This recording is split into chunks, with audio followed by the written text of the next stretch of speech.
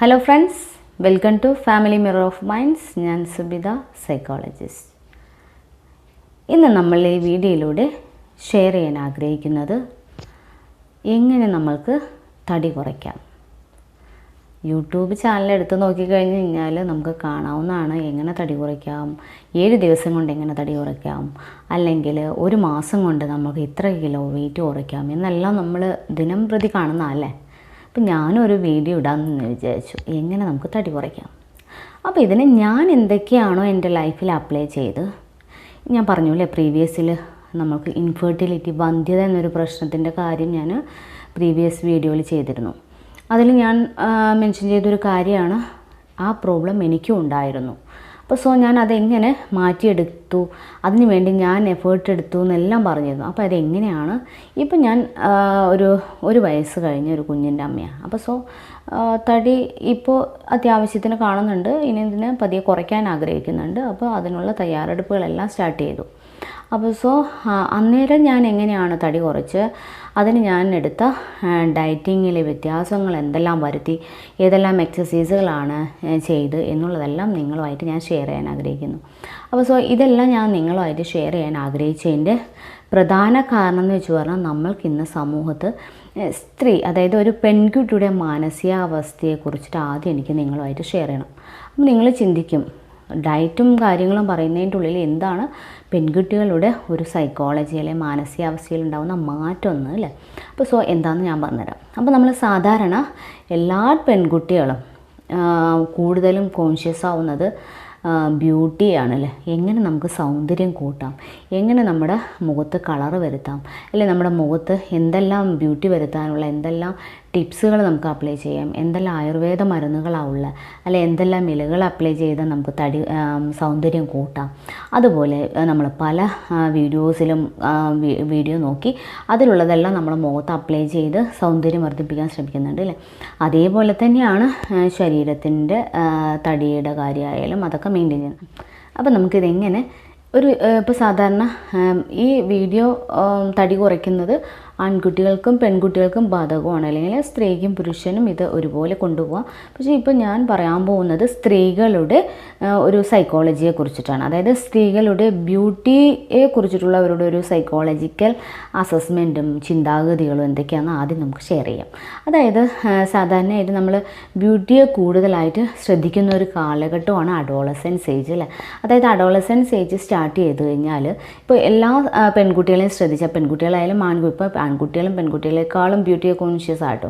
അപ്പോൾ അന്നേരം ചിന്തിക്കുന്നൊരു സംഭവമാണ്, സൗന്ദര്യത്തിൽ കൂടുതൽ ശ്രദ്ധിക്കുന്നതിലുപരി ഫിസിക്കലി അവർ കൂടുതൽ തടി കൂട്ടാതെ നോക്കും. അതായത് ശ്രദ്ധിച്ചാൽ അറിയാൻ പറ്റും, അഡോളസൻസ് ഏജിലുള്ള ഭൂരിപക്ഷം കുട്ടികളും ഒരേ ലെവലിലായിരിക്കും തടി. കാരണം എന്ന് വെച്ച് പറഞ്ഞാൽ അവർ വാരി വലിച്ചൊന്നും കഴിക്കാൻ നോക്കില്ല. കാരണം എന്ന് വെച്ച് പറഞ്ഞാൽ 10 കുട്ടികളെ കാണുന്നതാണ്, അവരുടെ മുൻപിൽ ഞാനും കുറച്ച് ഫിസിക്കൽ ഫിറ്റായിട്ട് നിൽക്കണം എന്നുള്ള ഒരു ആഗ്രഹമാണ് അവരെ ആ രീതിയിലേക്ക് ചിന്തിപ്പിക്കുന്നത്. കാരണം ഇന്നത്തേൽ കുറച്ച് സൗന്ദര്യത്തിൽ എന്തെങ്കിലും കുറവ് വന്നു കഴിഞ്ഞാൽ അതിനെ ചൊല്ലിയിട്ട് കളിയാക്കുന്ന എല്ലാം ഇന്നത്തെ ഒരു ട്രെൻഡായി മാറിയിരിക്കുക അല്ലേ. അപ്പോൾ അതിൽ നിന്നെല്ലാം ഒരു രക്ഷപ്പെടാൻ വേണ്ടിയിട്ട് അവർ മാക്സിമം അവർ കഴിക്കുന്ന ഭക്ഷണത്തിൽ ഫാറ്റ് അടങ്ങി എന്തെങ്കിലും ഉണ്ടെങ്കിൽ അവർ അവോയ്ഡ് ചെയ്യും. ശ്രദ്ധിച്ചാൽ അറിയാൻ പറ്റും അഡോളസൻസ് ഏജിലുള്ള കുട്ടികൾ. അപ്പോൾ അതെല്ലാം അവോയ്ഡ് ചെയ്ത് ഭക്ഷണത്തിൻ്റെ ക്വാണ്ടിറ്റിയൊക്കെ ഈ അഡോളസൻസ് ഏജിൽ കുട്ടികൾ കൺട്രോൾ ചെയ്യാറുണ്ട്. കാരണം അവർ ബ്യൂട്ടിയെ കൂടുതൽ കോൺഷ്യസ് ആണ്. അത് സൗന്ദര്യത്തിലുപരി ഈ ശരീരത്തിൻ്റെ തടി കൂടാതെ നോക്കാനും അവർ കൂടുതൽ ശ്രദ്ധിക്കുന്നുണ്ട്. അപ്പോൾ ഈ അഡോളസൻസ് ഏജ് മുതൽ പിന്നീട് ആ മാരേജ് വരത്തേക്കുള്ള പെൺകുട്ടികളുടെ ഒരു കാലഘട്ടമുണ്ട്. അതിൽ കോളേജ് കാലഘട്ടങ്ങളും എല്ലാം ഉണ്ട് അല്ലേ. ജോലിക്ക് പോവുകയാണെങ്കിൽ അന്നേരം എല്ലാം കല്യാണം കഴിഞ്ഞിട്ടില്ലെങ്കിൽ അത് വരത്തേക്ക് അവർ ആ ഒരു സൗന്ദര്യത്തേക്ക് മെയിൻറ്റെയിൻ ചെയ്യാൻ ശ്രമിക്കും. ഫുഡിൽ നിയന്ത്രണം വെച്ചിട്ടും അല്ലെങ്കിൽ അനാവശ്യ ഫുഡുകൾ അവോയ്ഡ് ചെയ്തിട്ടും എപ്പോഴും കോൺഷ്യസ് ആയിരിക്കും അവരുടെ ശരീരത്തെക്കുറിച്ച്. അതിനുശേഷം ഇവർ കല്യാണമെല്ലാം കഴിഞ്ഞു കഴിഞ്ഞാലും വീണ്ടും അവർ സൗന്ദര്യത്തെ ശ്രദ്ധിക്കുക. അതിൻ്റെ ഒരു കാരണം എന്താണെന്ന് വെച്ച് പറഞ്ഞാൽ, ഇപ്പോൾ കല്യാണം കഴിഞ്ഞ് ഹസ്ബൻഡും വൈഫും കൂടെ പോകുന്ന സമയത്ത് പെൺകുട്ടികളുടെ മനസ്സിൽ കാണുന്നതാണ് ഹസ്ബൻഡിൻ്റെ കൂട്ടുകാരന്മാരോ അല്ലെങ്കിൽ റിലേറ്റീവ്സോ എല്ലാം എന്നെ, അതായത് ഞാൻ ഒത്തിരി തടിയാണല്ലേ, ഭാര്യ ഒത്തിരി തടിയാണല്ലോ എന്ന് കേൾപ്പിക്കാത്ത രീതിയിൽ മാക്സിമം ബ്യൂട്ടി കോൺഷ്യസ് ആയിരിക്കും. അത് ഫിസിക്കൽ സ്ട്രക്ചർ, അതായത് മുഖത്തിലുള്ള ബ്യൂട്ടി മാത്രമല്ല ശരീരത്തിലും അവർ ശ്രദ്ധിക്കാറുണ്ട്. ഇനിയാണ് സ്ത്രീകളുടെ സൈക്കോളജിയിൽ ഒരു മാറ്റം വരുന്നത്, അതായത് ബ്യൂട്ടി കോൺഷ്യസിനെ കുറിച്ചുള്ള ചിന്താഗതിയിൽ മാറ്റം വരുന്നത്. അതിനുശേഷം അവരൊരു പ്രഗ്നൻ്റ് ആവാൻ തുടങ്ങുന്നു എന്നറിഞ്ഞു കഴിഞ്ഞാൽ ആ ഒരു പെൺകുട്ടി ഗർഭിണിയാണ് എന്ന് ചിന്തിച്ച് ആ ഒരു സിറ്റുവേഷൻ വന്നു കഴിഞ്ഞാൽ പിന്നെ അവർ ബ്യൂട്ടിയെക്കുറിച്ച് ശ്രദ്ധിക്കില്ല. അവർ പിന്നെ ചിന്തിക്കുന്നത് കുഞ്ഞുങ്ങളെ എത്രമാത്രം ഹെൽത്തി ആക്കാം, കുഞ്ഞുങ്ങൾക്ക് എന്തെല്ലാം പോഷകസമൃദ്ധമായ ഫുഡുകൾ കൊടുത്താലാണ് കുഞ്ഞുങ്ങളെ നല്ല ലെവലിലാവുന്നത്, അതിൻ്റെ ചിന്താഗതി മാത്രമായിരിക്കും അപ്പോൾ മനസ്സിൽ. അതായത് ബ്യൂട്ടി ഉണ്ടെങ്കിലും അതിലും കൂടുതലായിട്ട് ഈ ഒരു രീതിയിലുള്ള ചിന്താഗതികളായിരിക്കും. അപ്പോൾ നിങ്ങൾക്ക് എല്ലാവർക്കും അറിയാം, നമുക്ക് നമ്മുടെ കേരളത്തിലൊരു രീതിയാണ്, ഒരു കസ്റ്റംസാണ്, ഗർഭിണി ആയിക്കഴിഞ്ഞ് കഴിഞ്ഞാൽ റിലേറ്റീവ്സ് എല്ലാം കുറേ പലഹാരങ്ങളുമായിട്ട് വരും. ബേക്കറി ഐറ്റംസ് ആയാലും എണ്ണക്കടികളായാലും എല്ലാം കൊണ്ടുവരില്ല. അതുപോലെ ഫ്രൂട്ട്സും ഉണ്ടാവും. ഫ്രൂട്ട്സ് റയറാണ് എങ്കിലും ഇതെല്ലാം ലഡു, ജിലേബി, മൈസൂപ്പ് അങ്ങനെയുള്ള സംഭവങ്ങളെല്ലാം ഒത്തിരി കൊണ്ടുവരും. ഇതെല്ലാം ഈ ഗർഭിണിയായാലും പ്രഗ്നൻ്റ് ആയ പെൺകുട്ടി ഇരുന്ന് കഴിച്ചോളും. കാരണം എന്ന് വെച്ച് പറഞ്ഞാൽ അന്നേരം അവർക്ക് വിശപ്പും എന്നതിലുപരി എന്തോ കൊച്ചിന് നല്ലതാണെന്ന് പറഞ്ഞിട്ട് ഇതെല്ലാം അങ്ങോട്ട് എപ്പോഴും കഴിച്ചുകൊണ്ടിരിക്കും. കാരണം അവർ ഛർദ്ദിക്കാനുള്ളൊരു ടെൻഡൻസി എല്ലാം ഒരു ബാലൻസ് ചെയ്യാനെല്ലാം ഇതെല്ലാം കഴിക്കും. അപ്പോൾ ഇതെല്ലാം കഴിച്ചു ആ ഒരു ഡെലിവറി ആവുന്ന വരത്തേക്ക് അന്ന് ആ ഡെലിവറി ആ 9 മാസം അല്ലെങ്കിൽ 10 മാസം കിട്ടുന്ന പലഹാരങ്ങളായാലും എണ്ണക്കടികളായാലും മധുരങ്ങളും അതുപോലെ ഫ്രൂട്ട്സും എല്ലാം വാരി വലിച്ചങ്ങോട്ട് കഴിക്കും. ഇപ്പോൾ നിങ്ങളൊരു കാര്യം മനസ്സിലാക്കുക, നമ്മൾ പ്രഗ്നൻ്റ് ആയിക്കഴിഞ്ഞ് കഴിഞ്ഞാൽ നമ്മുടെ കുഞ്ഞുങ്ങൾ നമ്മൾ കഴിക്കുന്ന ഭക്ഷണത്തിൻ്റെ വൈറ്റമിൻസും ന്യൂട്രിയൻസും പ്രോട്ടീനും ഈ കാര്യങ്ങളെല്ലാം അവർ അബ്സോർബ് ചെയ്തിട്ട് വേസ്റ്റ് കണ്ടൻ്റ് എല്ലാം നമ്മുടെ ബോഡിയിലാണ് നിൽക്കുന്നത്. അപ്പോൾ നമ്മൾ ചെയ്യാനുള്ളത് അനാവശ്യമായിട്ടുള്ള ഇതുപോലുള്ള ഭക്ഷണങ്ങളും ഗർഭസമയത്ത് കഴിക്കാതെ നോക്കുക. കാരണം എന്ന് വെച്ച് പറഞ്ഞാൽ അത് കഴിക്കുമ്പോൾ ഇപ്പോൾ സാധാരണ എല്ലാവരും പറയാറുണ്ട് പ്രഗ്നൻ്റ് ആവുന്ന വരത്തേക്ക് അവൾ അത്യാവശ്യത്തിന് തടിയൊക്കെ ഉണ്ടായിരുന്നുള്ളൂ, ഡെലിവറിക്ക് ശേഷം അവൾ തടിച്ചു വീർത്തു. അതിൻ്റെ കാരണം ഈ ഗർഭസമയങ്ങളിൽ കഴിച്ചുകൊണ്ടിരിക്കുന്ന ഭക്ഷണ രീതികളാണ്. അപ്പോൾ നമ്മൾ അനാവശ്യമായിട്ട്, അതായത് നമ്മളുടെ കുഞ്ഞ് ഭൂമിയിലേക്ക് വന്നു കഴിഞ്ഞാൽ ആ കുഞ്ഞിന് നമുക്കിതൊക്കെ കൊടുക്കാം. വൈറ്റമിൻസ് അടങ്ങിയ, അതായത് അങ്ങനെ നമ്മൾ ഫുഡിലൊക്കെ ഉൾപ്പെടുത്താം. അതായത് വൈറ്റമിൻസ് അടങ്ങിയിട്ടുള്ള വെജിറ്റബിൾസും കാര്യങ്ങളെല്ലാം കുഞ്ഞുങ്ങൾക്ക് കൊടുത്ത് അതിന് ശേഷം, അതായത് കുട്ടികളുടെ മാനസിക, അതായത് ബുദ്ധി വളർച്ച അല്ലെങ്കിൽ ബ്രെയിൻ ന്യൂട്രീഷ്യസ്, അതായത് ബ്രെയിൻ ഡെവലപ്മെൻറ്റിൻ്റെ ഒരു കാലഘട്ടം എന്ന് പറയുന്നത് 2.5 വയസ്സ് വരെ ഉണ്ട്. അപ്പോൾ ഈ 2.5 വയസ്സ് വരെ നമുക്ക് കുഞ്ഞുങ്ങൾ 6 മാസം ഫീഡിങ് എല്ലാം കഴിഞ്ഞതിന് ശേഷം ഭക്ഷണം കഴിച്ച് തുടങ്ങുമ്പോൾ നമുക്ക് ഇതെല്ലാം ചെറുതായിട്ട് കുട്ടികൾക്ക് ഭക്ഷണത്തിൽ ഉൾപ്പെടുത്തുകയാണെങ്കിൽ അവർക്ക് ഈ ഒരു ഡെഫിഷ്യൻസി നമുക്ക് മെയിൻറ്റെയിൻ ചെയ്യാൻ പറ്റും. അല്ലാതെ നമ്മൾ ഗർഭിണിയായിരിക്കുമ്പോൾ ഇതുപോലുള്ള ഭക്ഷണങ്ങൾ കൂടുതൽ കഴിക്കുമ്പോൾ കുഞ്ഞുങ്ങൾക്ക് വേണ്ടതെടുത്ത് കുഞ്ഞു കുട്ടി എത്രമാത്രം കഴിക്കും, അപ്പോൾ ആ കുഞ്ഞ് വേണ്ട വൈറ്റമിൻസ് എല്ലാം എടുത്ത് ബാക്കിയെല്ലാം നമ്മുടെ ബോഡിയിൽ തന്നെ ഡെപ്പോസിറ്റ് ചെയ്യും. അപ്പോൾ ഇതൊക്കെയാണ് ആഫ്റ്റർ ഡെലിവറിക്ക് ശേഷം പെൺകുട്ടികൾ തടിച്ച് വീർക്കുന്നത് അല്ലേ. അപ്പോൾ ഇതേപോലുള്ള ഭക്ഷണങ്ങളൊക്കെ ഒഴിവാക്കുക. ഞാൻ പറഞ്ഞു വന്നത് അപ്പോൾ ഗർഭിണിയാവുന്ന സമയത്ത് പിന്നെ കുഞ്ഞുങ്ങളുടെ കാര്യങ്ങളാണ്. അതിനുശേഷം ഡെലിവറിക്ക് ശേഷം കുഞ്ഞ് കിട്ടിക്കഴിഞ്ഞ് കഴിഞ്ഞാൽ പിന്നെ കുഞ്ഞിൻ്റെ രീതിയിൽ കോൺസെൻട്രേറ്റ്, അത് ഓക്കെ, അത് നമ്മളെല്ലാവർക്കും വേണ്ടതാണ്. പിന്നെ അന്നേരമൊന്നും നമുക്കൊരു എക്സസൈസോ ഫുഡ് കൺട്രോളോ ചെയ്യാൻ പറ്റില്ല. കാരണം നമ്മൾ ഫീഡിങ് ചെയ്യുന്നൊരു കാലഘട്ടമാണ്. അപ്പോൾ ആ ഫീഡിങ് എല്ലാം കഴിഞ്ഞതിന് ശേഷം നമ്മൾ തടി കുറച്ചേ മതിയാവൂ എന്നിരിക്കുമ്പോഴേക്കും നമ്മൾ ഒന്നില്ലെങ്കിൽ തടിച്ച് വീർത്തിട്ടുണ്ടാവും. അതിന് നമ്മൾ എടുക്കേണ്ട ടൈമും എഫേർട്ടും കാര്യങ്ങളും ആ സമയത്ത് നമുക്ക് ചെയ്യാനൊരു മടിയും കാര്യങ്ങളും വരും. അപ്പോൾ അതിന് ഓരോ എക്സ്ക്യൂസുകൾ കാണും. കുഞ്ഞുള്ളതുകൊണ്ട് എനിക്ക് സമയം കിട്ടുന്നില്ല, കുഞ്ഞിനെ നോക്കുന്നത് കൊണ്ട് എനിക്ക് ടൈം ഒന്നിനും മതിയാവുന്നില്ല, പോരാ എന്നെല്ലാം പറയാറുണ്ട്. അപ്പോൾ നമ്മൾ ചിന്തിക്കുക, നമ്മൾ നല്ല ഫിസിക്കലി ഫിറ്റ്നസ് രീതിയിൽ മുന്നോട്ട് പോകുമ്പോഴേ നമ്മൾ ഹെൽത്തി ആയിട്ടൊരു ലൈഫ് നമുക്ക് മുന്നോട്ട് പോകാൻ പറ്റുള്ളൂ അല്ലേ. അതായത് അസുഖങ്ങൾ വരാതെയും, അതായത് നമ്മൾക്ക് പലവർക്കും കല്യാണത്തിന് മുമ്പ് ഇട്ട പല ഡ്രസ്സുകളല്ലേ, കല്യാണം കഴിഞ്ഞതിന് ശേഷം ഇട്ട പല ഡ്രസ്സുകളും ഡെലിവറിക്ക് ശേഷം കൊള്ളത്തില്ല അല്ലേ, അത് ഇടാൻ പറ്റാത്ത രീതിയിലേക്കാവും.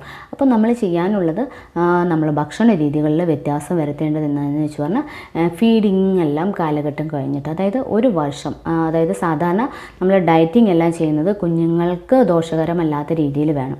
അതായത് അളവിന് മാത്രം ഫുഡ് കഴിക്കുക, അതെല്ലാം കാര്യങ്ങളെല്ലാം ഒരു വർഷത്തിന് ശേഷം, 1 വയസ്സ് തികഞ്ഞതിന് ശേഷം മാത്രമാണ് ഭക്ഷണത്തിൽ മാറ്റങ്ങൾ വരുത്തേണ്ടതും ഏതൊക്കെ രീതികളിലാണ് ഭക്ഷണം കഴിക്കേണ്ടത്, എന്തെല്ലാമാണ് അവോയ്ഡ് ചെയ്യേണ്ടത് എന്നുള്ളതെല്ലാം അല്ലേ. അപ്പോൾ ഇതാണ് സ്ത്രീകളുടെ ഒരു സൈക്കോളജി. അതായത് അഡോളസെൻസ് ഏജ് മുതൽ സൗന്ദര്യത്തിൽ കോൺഷ്യസ് ആയവർ പിന്നീട് കുഞ്ഞുങ്ങളെ കിട്ടിയതിന് ശേഷം പിന്നെ കുഞ്ഞുങ്ങളുടെ കാര്യത്തിൽ ശ്രദ്ധിക്കുന്നതിലുപരി നമ്മളെ ശ്രദ്ധിക്കാത്ത രീതിയിലേക്ക് മുന്നോട്ട് പോകും. രണ്ടും വേണം. കുഞ്ഞുങ്ങളെ നമ്മൾ ശ്രദ്ധിക്കണം, നമ്മൾ നമ്മുടെ ബോഡിയും ശ്രദ്ധിക്കണം. കാരണം എന്ന് വെച്ച് പറഞ്ഞാൽ കുഞ്ഞുങ്ങൾ ഭക്ഷണം എല്ലാം കഴിച്ച് നമ്മളെല്ലാം കൊടുത്ത എല്ലാം കൊണ്ട് കുഞ്ഞുങ്ങൾ നല്ല രീതിയിൽ വളർന്നോളും. പക്ഷേ അന്നേരം നമ്മുടെ ബോഡി വികൃതമായാൽ പിന്നെ അത് മാറ്റിയെടുക്കാൻ ചിലപ്പോൾ ഒരു വർഷമോളം എടുക്കും. അപ്പോൾ നമ്മൾ നമ്മുടെ ബോഡിയും കൂടെ കൂടുതൽ ശ്രദ്ധിക്കേണ്ടിയിരിക്കുന്നു. അപ്പോൾ ഇതെങ്ങനെയാണ്, അതിനുള്ള ഭക്ഷണ രീതികൾ എന്തൊക്കെയാണ്? ഞാൻ പ്രഗ്നൻ്റ് ആവുന്നതിന് മുമ്പ് എനിക്ക് PCOD ഉണ്ടായിരുന്നു, ഞാൻ പറഞ്ഞിരുന്നില്ല. അപ്പോൾ അതിലൂടെ എങ്ങനെ ആ ഒരു പ്രോബ്ലത്തെ ഞാൻ എങ്ങനെ മെയിൻറ്റെയിൻ ചെയ്ത് ഒരു പ്രഗ്നൻസി ക്യാരി ചെയ്യാൻ പറ്റി, അതിന് ശേഷം എങ്ങനെ ബോഡിയെ എക്സസൈസിലൂടെ കൺട്രോൾ ചെയ്യാൻ പറ്റി, അല്ലെങ്കിൽ ഒരു ഹെൽത്തി വെയിറ്റ് ബാലൻസ് ചെയ്യാൻ പറ്റി, അതിന് ഞാൻ ഉപയോഗിച്ച രീതിയിലുള്ള ഭക്ഷണ രീതികൾ എന്തൊക്കെയാണ്, അത് എങ്ങനെയാണ് ഞാൻ കഴിച്ചതെന്നുള്ളതെല്ലാം നിങ്ങളുമായിട്ട് ഷെയർ ചെയ്യാൻ ആഗ്രഹിക്കുന്നുണ്ട്.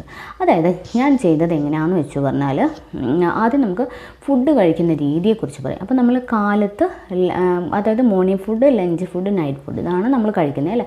അപ്പോൾ നമ്മൾ പല വീഡിയോസിലും കേൾക്കുന്നൊരു സംഭവമാണ് ചോറ് മൊത്തം ഒഴിവാക്കണം, ചപ്പാത്തിയിലേക്ക് മാറണം, അല്ലെങ്കിൽ ഭക്ഷണമൊന്നും കഴിക്കാതെ ഫ്രൂട്ട്സുകൾ കഴിച്ച് മുന്നോട്ട് പോവുക, ഒരാഴ്ച കൊണ്ട് തടി കുറയും, അല്ലെങ്കിൽ ഒരു മാസം കൊണ്ട് തടി കുറയും. ഇതെല്ലാം പ്രാക്ടിക്കലായൊരു സംഭവമാണ്. പക്ഷേ അവിടെ നമുക്ക് ഉണ്ടാകുന്ന ഒരു ഡ്രോബാക്ക് എന്ന് പറയുന്നത്, നമ്മൾ തടി കുറയുന്നതിനോടൊപ്പം നമുക്ക് ഹെൽത്ത് കുറയും. അതായത് നമുക്ക് ഹെൽത്തി വെയിറ്റ് ലോസാണ് നമുക്ക് വേണ്ട. അല്ലാതെ നമ്മൾ കുറേ തടിയെല്ലാം കുറച്ചിട്ട് നമുക്ക് ടയേർഡായിട്ട് മുന്നോട്ട് പോകുന്നതിനേക്കാളും നല്ലത് നമ്മൾ ഹെൽത്തി ആയിട്ട് തടി കുറച്ച് മുന്നോട്ട് പോകുമ്പോഴേ അത് എപ്പോഴും ലോങ് ലാസ്റ്റിംഗ് ആകത്തുള്ളൂ, അതായത് എക്സിസ്റ്റ് ചെയ്യുള്ളൂ ഫ്യൂച്ചറിൽ. അപ്പോൾ കേൾക്കാറുണ്ട് അല്ലേ, ആ ഒരു മാസം എല്ലാം ഭക്ഷണം നിയന്ത്രിച്ച് തടിയെല്ലാം കുറഞ്ഞതിന് ശേഷം വീണ്ടും പഴയ രീതിയിലേക്ക് ഭക്ഷണം മാറുമ്പോൾ നമ്മൾ അവിടെ വീണ്ടും ചീർക്കും. അതിൻ്റെ കാരണം ഇതാണ്. അതായത് നമ്മൾ ഒരു ഹെൽത്തി ഡയറ്റാണ് നമ്മൾ ഫോളോ ചെയ്യേണ്ടത്. അതെങ്ങനെയാണെന്ന് പറയാം. അപ്പം നമ്മൾ മോർണിംഗിൽ ഏത് രീതിയിലാണ് ഭക്ഷണം കഴിക്കേണ്ടത്? അപ്പോൾ സാധാരണയായിട്ട് പലവരും കാലത്ത് തന്നെ ചപ്പാത്തി, ദോശയെല്ലാം കഴിക്കാറുണ്ട്, ഗോതമ്പ് ദോശ. ഇതെല്ലാം സത്യസന്ധമായി പറയുകയാണെങ്കിൽ അതെല്ലാം കഴിച്ച പലവർക്കും ഗ്യാസ് ഫോം ചെയ്യുന്നുണ്ട്.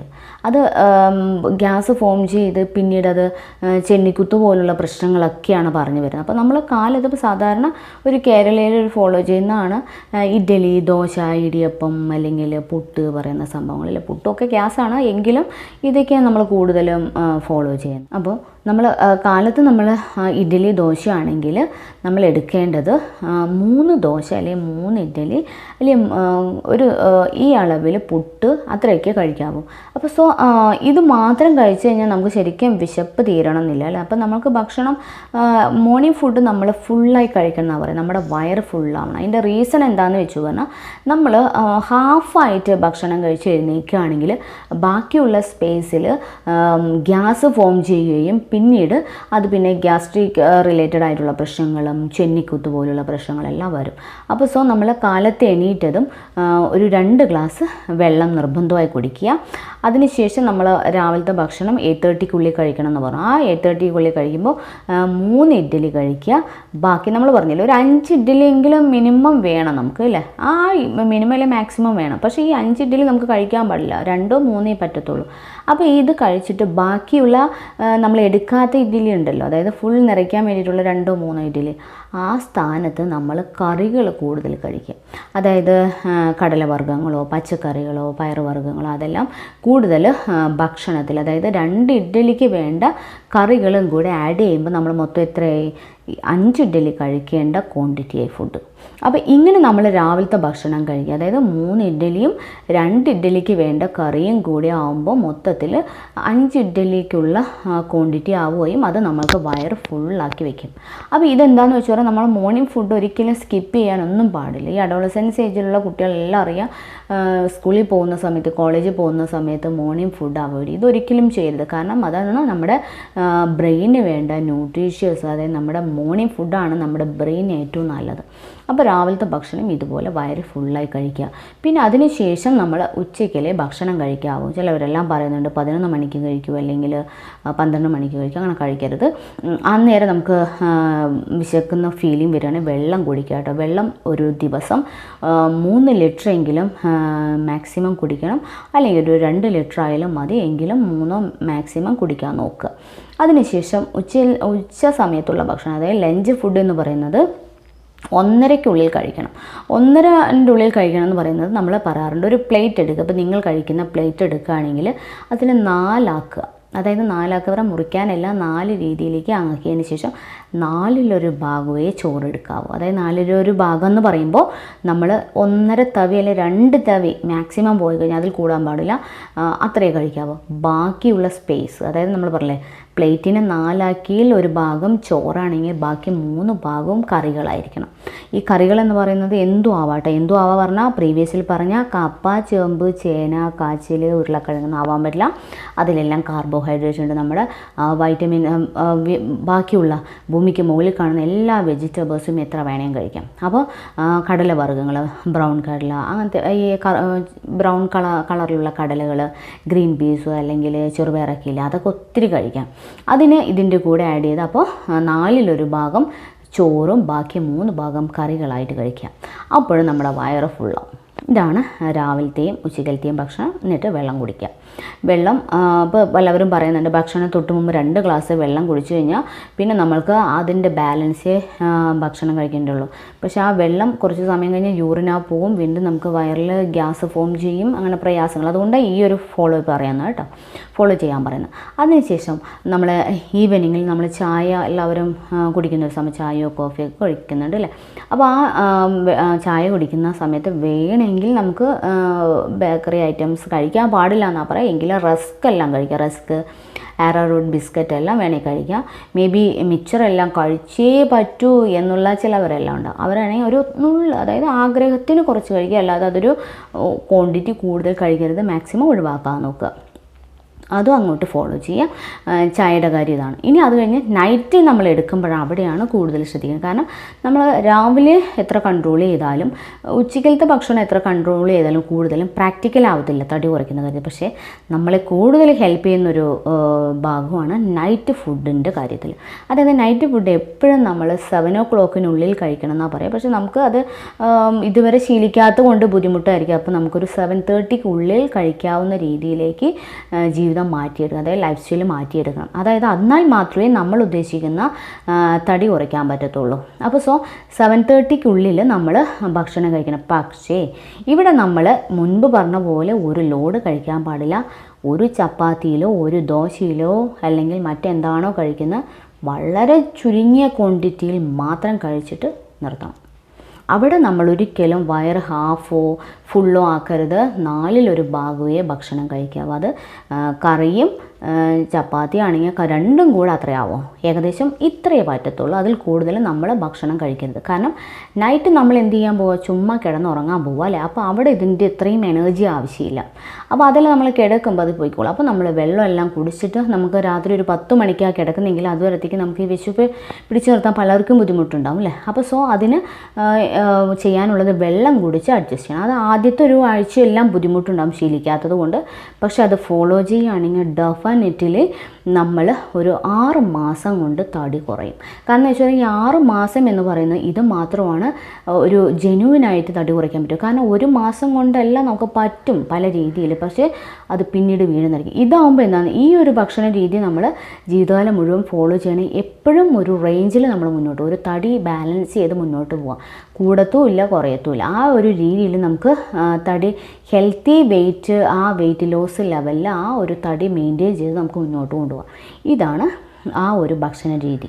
അതേപോലെ ഫ്രൂട്ട്സൊക്കെ കഴിക്കാം. പക്ഷേ മേ ബി നമ്മൾ നൈറ്റ് ചോറൊന്നും കഴിക്കുക അല്ലെ, മീൻസ് ഇഡ്ഡലി ദോശ അല്ലെങ്കിൽ ചപ്പാത്തി ഒന്നും കഴിക്കുന്നില്ലെങ്കിൽ ഒരു ആപ്പിളിൽ അവസാനിക്കുക അല്ലെങ്കിൽ ഒരു പഴത്തിൽ അവസാനിപ്പിക്കുക. അങ്ങനെ ആവുകയാണെങ്കിൽ ഡെഫിനറ്റ്ലി തടി കുറയും. പിന്നെ നമ്മൾ വെള്ളത്തിൻ്റെ കാര്യം പറഞ്ഞു. 3 ലിറ്റർ വെള്ളം കുടിക്കണം. മിനിമം ഒരു 2 ലിറ്ററെങ്കിലും വെള്ളം കുടിക്കണം. അത് കുറയരുത് കേട്ടോ. വെള്ളവും നമ്മുടെ ബോഡിക്ക് വേണം. അപ്പോൾ ഈ വെള്ളത്തിൽ ഇപ്പോൾ ഗർഭിണിയാണെങ്കിൽ ഒരിക്കലും പറയുന്ന സംഭവം അതിലിടരുത്. അതേ സ്ഥാനത്ത് അല്ലാത്തവരാണെങ്കിൽ നമ്മുടെ ഉലുവയില്ലേ, ഉലുവ ഒരു ടീസ്പൂൺ ഇട്ടിട്ട് ഈ 3 ലിറ്റർ വെള്ളത്തിൽ നന്നായി തിളപ്പിച്ചിട്ട് ആ വെള്ളം വൈകുന്നേരം വരത്തേക്ക് ഒരു 3 ലിറ്റർ വെള്ളം കുടിച്ച് തീർക്കാൻ ശ്രമിക്കുക. കാരണം അതിൽ കൂടുതലും ഫൈബർ ഉണ്ട്. ആ ഫൈബർ ഉണ്ടാകുമ്പോൾ നമ്മുടെ ബോഡിയിലുള്ള അനാവശ്യ ഫാറ്റുകളെല്ലാം കുറേയെല്ലാം യൂറിനിലൂടെയും വേർപ്പിലൂടെയും എല്ലാം പോകും. അപ്പോഴും നമ്മുടെ ഫാറ്റ് റെഡ്യൂസ് ചെയ്യാൻ ഹെൽപ്പ് ചെയ്യും. പിന്നുള്ളത് നമ്മൾ കാലത്ത് എണീറ്റത് നമ്മൾ ചായ കുടിക്കുന്ന ഒരു പതിവുണ്ട് അല്ലേ. അപ്പോൾ അതിൽ നമ്മൾ ചില മാറ്റങ്ങൾ വരുത്തണം. അതായത് നമ്മളിപ്പോൾ ഒരു ഗ്ലാസ് ചായ കുടിക്കുന്നതിന് പകരം നമ്മൾ ഗ്രീൻ ടീ വാങ്ങിച്ച് ഒരു ഗ്ലാസ്സിൽ ഗ്രീൻ ടീ ഇട്ട് വെള്ളം തിളപ്പിക്കുക. അതിലേക്ക് ഒരു തുണ്ട് ഇഞ്ചി ചതച്ചിട്ട് അതിലിടുക. എന്നിട്ട് നന്നായിട്ട് ഇഞ്ചിൻ്റെ ആ എസൻസ് എല്ലാം അതിലേക്ക് ഇറങ്ങുന്ന വരത്തേക്ക് നന്നായി തിളപ്പിക്കുക. തിളപ്പിച്ചതിന് ശേഷം ഒരു ഗ്ലാസ് ആ ചായയിലെ ആ വെള്ളത്തിലേക്ക് ഇളം ചൂടാകുന്ന സമയത്ത്, അതായത് വെള്ളം തിളപ്പിച്ചോടുകൂടി നാരങ്ങ പിഴിഞ്ഞൊഴിക്കരുത്, അതിൻ്റെ ചൂടെല്ലാം ഇളം ചൂടായതിന് ശേഷം ഒരു ടീസ്പൂൺ നാരങ്ങ നീരൊഴിച്ചിട്ട് ആ ചൂടോടുകൂടി ഇളം ചൂടോടുകൂടി കുടിക്കുക. അതും കുടിച്ച് നമ്മുടെ ഈ രീതിയിലുള്ള ഭക്ഷണ രീതികൾ ഫോളോ ചെയ്യുകയാണെങ്കിൽ ഡെഫിനറ്റ്ലി തടി നമുക്ക് കുറയ്ക്കാൻ പറ്റും. പക്ഷേ കൂടെ എന്ത് വേണം? എക്സസൈസ് വേണം. എക്സസൈസ് ഏത് രീതിയിൽ വളരെ സിമ്പിളായിട്ട് ഒരു ഇപ്പോൾ പലവരും പറയാറുണ്ട് ഇതുപോലുള്ള എക്സസൈസ് ചെയ്യുകയാണെങ്കിൽ റൂമിൽ സ്പേസ് ഇല്ല, അല്ലെങ്കിൽ പുറത്തു പോയി ചെയ്യാനുള്ള ബുദ്ധിമുട്ട്, അല്ലെങ്കിൽ ഇപ്പോൾ നടക്കുന്ന കാര്യമാണെങ്കിൽ റോട്ടിൽ പോയി നടക്കാനൊരു ബുദ്ധിമുട്ട്, അല്ലെങ്കിൽ ഓടുന്ന കാര്യം, എല്ലാത്തിനും ഓരോ എക്സ്ക്യൂസുകളാണ്. അപ്പോൾ ഞാൻ കാണിക്കാൻ പോകുന്ന എക്സസൈസ് എന്താണെന്ന് വെച്ചാൽ നമുക്ക് കിടക്കുന്ന ബെഡ്റൂമിലിരുന്ന് ചെയ്യാവുന്നതേ ഉള്ളൂ. വളരെ സിമ്പിളാണ്. നമുക്ക് ആരും കാണുന്നു എന്നുള്ള കോംപ്ലക്സ് ഒന്നും വേണ്ട. പക്ഷെ കണ്ടാൽ കുഴപ്പമൊന്നുമില്ല. പക്ഷേ നിങ്ങൾക്ക് അങ്ങനെ ഒരു കോംപ്ലക്സ് ഉണ്ടെങ്കിൽ നിങ്ങൾ ഈ കാണിക്കാൻ പോകുന്ന എക്സസൈസ് ചെയ്യാൻ വളരെ സിമ്പിളാണ്. ആ കാണിക്കാൻ പോകുന്ന എക്സസൈസും ചെയ്ത് ഈ രീതിയിലുള്ള ഭക്ഷണ രീതികൾ ഫോളോ ചെയ്യുകയാണെങ്കിൽ നമ്മൾ നമ്മുടെ ലൈഫിൻ്റെ എൻഡ് വരത്തേക്ക് ഒരു ലെവലിൽ ബോഡി മെയിൻറ്റെയിൻ ചെയ്ത്, അതായത് ആ ഒരു ഹെൽത്തി വെയിറ്റുള്ള ആ അവസ്ഥ മെയിൻറ്റെയിൻ ചെയ്ത് കൊണ്ടുപോകാൻ പറ്റും. അപ്പോൾ എന്തൊക്കെയാണ് ഇനി എക്സസൈസും കാര്യങ്ങളെല്ലാം വരുന്ന എപ്പിസോഡിൽ കാണിച്ചു തരാം. അപ്പോൾ ഈ രീതിയിലുള്ള ഭക്ഷണങ്ങൾ നിങ്ങൾ ഇന്ന് മുതൽ സ്റ്റാർട്ട് ചെയ്ത് തുടങ്ങുക. അതായത് ഈ രീതിയിൽ ഫോളോ ചെയ്യുക. അനാവശ്യ ഭക്ഷണങ്ങളെല്ലാം ഒഴിവാക്കുക. കാർബോഹൈഡ്രേറ്റ് അടങ്ങിയ ഭക്ഷണങ്ങൾ ഒഴിവാക്കുക. ഫസ്റ്റ് ചെയ്യാനുള്ളത് ഷുഗർ നമ്മുടെ ജീവിതത്തിനെടുത്ത് മാറ്റുക. അതായത് ഷുഗർ എന്ന് പറഞ്ഞാൽ അസുഖമല്ല, നമ്മൾ കഴിക്കുന്ന പഞ്ചസാര എന്നേക്കുമായിട്ട് നമ്മുടെ ജീവിതത്തിൽ നിന്ന് ഒഴിവാക്കി, കാർബോഹൈഡ്രേറ്റ് അടങ്ങിയ ഭക്ഷണങ്ങൾ ഒഴിവാക്കി, ചോറ് പറഞ്ഞാൽ 4 ഭാഗം ചോറെന്ന് പറയുന്നത് ബ്രൗൺ റൈസാണ് ഏറ്റവും നല്ലത്. പക്ഷേ ഇല്ലെങ്കിൽ ഉള്ള ആ ചോറ് എന്താണോ അത് 4 ഭാഗം കഴിക്കുന്നതുകൊണ്ടൊന്നും പ്രോബ്ലം ഇല്ല കേട്ടോ. അപ്പോൾ ഈ രീതിയിൽ ഭക്ഷണ രീതി ഫോളോ ചെയ്ത് വരാൻ പോകുന്ന എപ്പിസോഡിൽ കാണിക്കുന്ന എക്സസൈസും ഫോളോ ചെയ്യുകയാണെങ്കിൽ ഞാൻ ഗ്യാരണ്ടി ഉറപ്പായിട്ടും നിങ്ങൾക്ക് നിങ്ങളുടെ തടി കുറയ്ക്കാമെന്ന് മാത്രമല്ല, ഒരിക്കലും ഒരു കാരണവശാലും ഫ്യൂച്ചറിൽ കൂടാത്ത രീതിയിൽ, അതായത് വീണ്ടും തടിച്ചു എന്നുള്ള ഭയമില്ലാത്ത രീതിയിൽ ഇനി തടി വരില്ല എന്നുള്ള ധൈര്യത്തോടു കൂടി തന്നെ മുന്നോട്ട് പോകാം. പക്ഷേ ഈ ഒരു ഭക്ഷണ രീതി തുടർച്ചയായിട്ട് ഫോളോ ചെയ്യണം.